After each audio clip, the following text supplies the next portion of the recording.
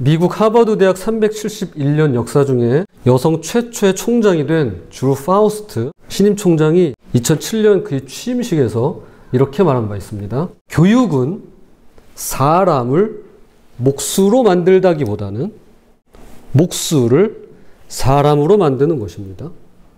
한 번 더요. 교육은 사람을 목수로 만든다라기보다는 목수를 사람으로 만드는 것입니다. 심도 있게 생각해 볼 문제죠.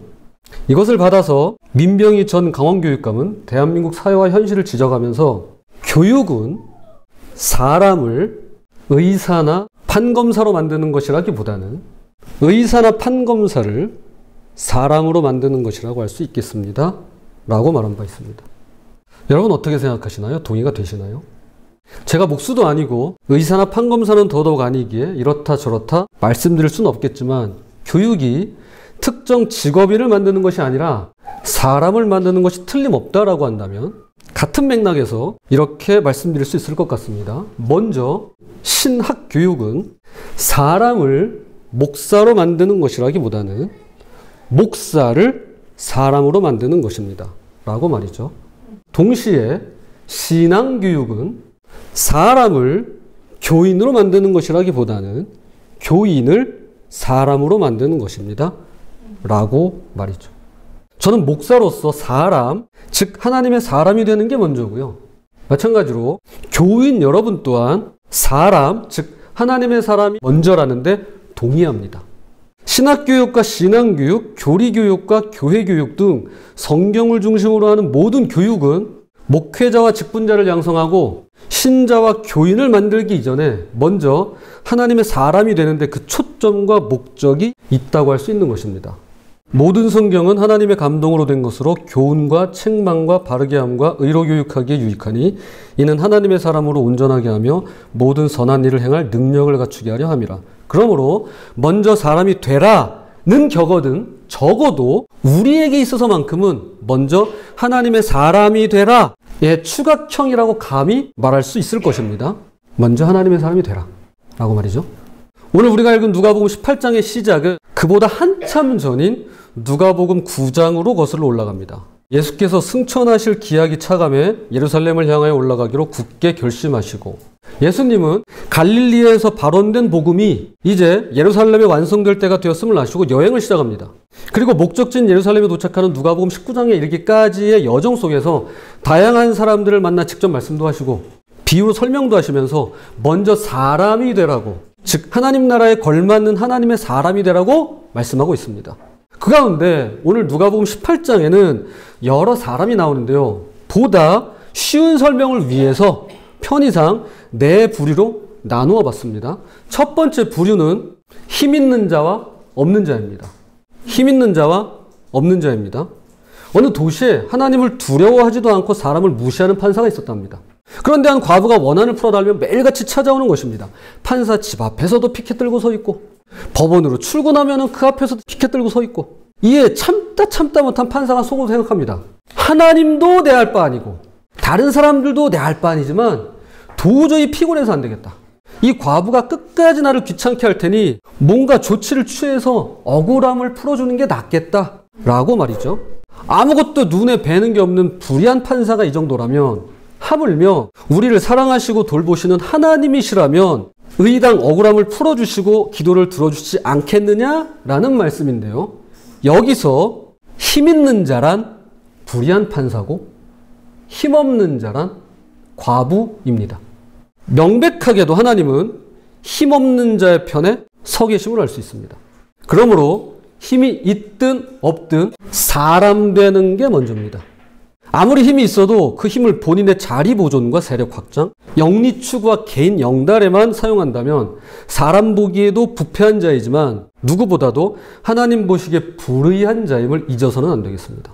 자, 이어서 두 번째 부류는 앞서 살펴본 부패하고 불의한 판사와 원한이 쌓여 억울한 과부와는 또 다른 부류로서 어떤 면에서는 좀 더 상황이 나아 보이기도 합니다. 한 사람은 바리새인이고요. 또 한 사람은 세리입니다. 바리새인은 계명에 정통하고 율법을 지키는 데 있어 흠찾기가 어려운 만큼 율법이 부여해주는 힘이 있었습니다. 세리는 비록 매국노 취급을 당하긴 했어도 세금 징수라는 로마가 부여해주는 힘이 있었습니다. 즉 서로 다르지만 그 나름의 힘 있는 자들이었는데요. 그럼 이 둘을 나누는 차이란 무엇이냐? 힘에 이어서 두 번째는 죄 있는 자와 없는 자입니다. 죄 있는 자와 없는 자. 이 두 사람이 기도하러 성전에 올라갔답니다. 성전에 기도하러 간다는 것 자체만으로도 하나님을 믿을 뿐더러 하나님을 두려워한다고 볼 수 있을 것입니다. 그런데 그 내용이 너무나 차이가 나서 충격적이기까지 한데요. 먼저 바리새인의 기도입니다. 제가 현대판 버전으로 각색을 좀 했습니다. 하나님, 제가 이런 사회의 암적인 존재들과 같지 않아서 감사합니다. 교사들을 죽음으로 몰고 간 부모나 사회의 불만을 품고 흉기를 휘둘러 무고한 시민을 죽인 자나 무려 집을 1000채나 소유하고 수백억 대의 전세 사기를 일으킨 빌라왕 건축왕이나 내로남불하는 자들과 동성애자들과 장난이란 말로 잘만 빠져나가는 학교 폭력의 가해자들과 지금도 활보하는 스토킹 살인자들과 그리고 수백 명을 죽음으로 내몰았지만 누구 하나 처벌당하지 않은 고위공직자들과 사업장에서 아무리 사람이 다치고 죽어나가도 눈 하나 깜짝하지 않는 기업주 등등 이런 인간들과 같지 않으니 감사를 드립니다. 또한 금식도 하고 철야도 하고 예배와 모임에 빠지지 않으며 11조도 꼬박꼬박 내게 하시니 너무 감사합니다. 말 그대로 감사기도입니다. 반면에 세리는 이걸 과연 기도를 할 수 있을지도 의문인 기도를 하는데요. 멀리 서서 감히 눈을 들어 하늘을 쳐다보지도 못한 채 다만 가슴을 치면서 하나님, 저는 죄인입니다. 저를 불쌍히 여겨주세요. 이게 다예요. 두 사람에 대한 예수님의 평가는 극명한 대조를 이룹니다. 내가 너희에게 이르노니 이에 저 바리새인이 아니고 이 사람이 의롭다 하심을 받고 그의 집으로 내려갔느니라. 무릇 자기를 높이는 자는 낮아지고 자기를 낮추는 자는 높아지리라 하시니라. 예수님의 말씀에 따르면 스스로를 의인으로 여기는 바리새인이야말로 죄인이고 누가 봐도 죄인임이 틀림없는 세리야말로 의롭다라는 것인데요. 명백하게도 예수님은 죄가 많든 적든 그 죄가 드러났든 숨겨졌든 회개를 통해서 먼저 사람 되라고 가르치십니다. 즉 자기 의에 빠지는 것이 죄인 줄도 모르는 사람이 아니라 아무리 죄가 많아도 자기 의를 회개할 줄 아는 그런 사람이 되라고 말씀하는 것입니다. 다음으로 세 번째 부류는 첫 번째와 두 번째를 합친 더 나은 경우라 볼 수 있을 것 같은데요.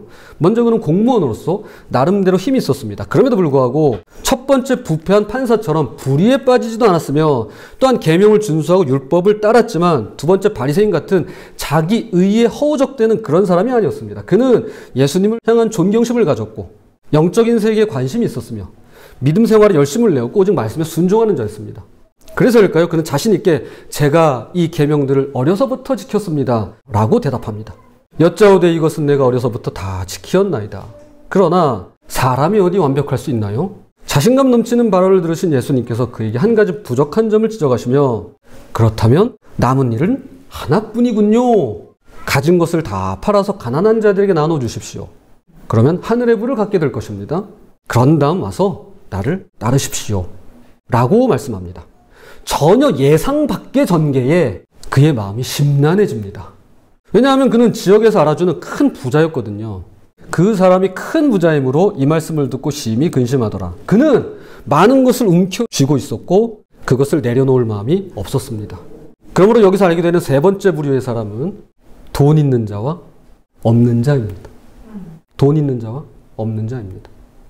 여기서 돈이란 내 수중에 들어있는 돈이 있는 자와 없는 자는 물론이거니와 동시에 주님께 내어드릴 수 있는 돈이 있는 자와 없는 자를 가리킨다고 할 수 있습니다. 2주 전입니다. 제가 잘 아는 목사님의 소개로 들었다면서 일면식도 없는 권사님 한 분에게 전화가 왔습니다. 본인을 당뇨가 너무 심해서 눈도 보이지 않고 다리도 쓰지 못하는 할머니라고 하시면서도 그러나 매일같이 국가에서 지원해주는 도우미 아줌마가 오셔서 밥도 해주고 집안일을 도와준다면서 하루하루 불편함 없이 하나님의 은혜로 잘 살고 있다고 소개하시고는 다짜고짜 100만 원을 보낼 테니 교회 계좌를 알려달라는 것이었습니다. 사실 주신다고 아무거나 받으면 안 되거든요. 저는 괜찮다고 그거 없어도 하나님의 은혜로 잘 살고 있다고 저보다 더 필요로 하시는 분께 보내시는 게 좋을 것 같다고 그렇게 말씀드렸고 그랬더니 하시는 말씀이 경기도에 집이 하나 있는데 거기서 집세가 나온다는 거예요. 본인도 쓸 것도 많이 없고 몸이 성치 않아서 갈 수도 없으니 이렇게 달마다 나오는 걸로 아프리카에도 보내고 선교사님께도 보내고 시골의 작은 교회에도 보낸다고 하시면서 괴사는 처음인데 얼마 안 되는 액수지만 힘내시라는 것이었습니다. 순간 울컥하더라고요. 좀 더 대화를 나눈 뒤 감사 인사를 드리고 전화를 끊으려고 하는데 이런 말씀을 하시는 겁니다. 목사님 참 감사하네요.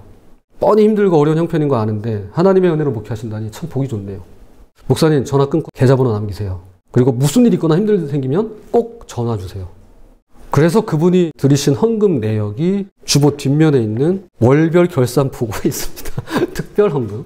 결국 감사한 마음으로 받았습니다. 저희 가정에 후원해 주시고 교회 헌금하시는 분들 보면 하나같이 결코 부유한 분들이 아닙니다. 빈부라는 게 상대적이지만 진짜 부자인 분들이 계시잖아요. 그런데 제 주위엔 그런 분이 안 계세요. 다들 힘들게 일해서 어떻게든 모아서 한 번 덜 쓰고 한 번 덜 사 먹고 절약하고 절제해서 후원하시고 헌금하시는 분들입니다.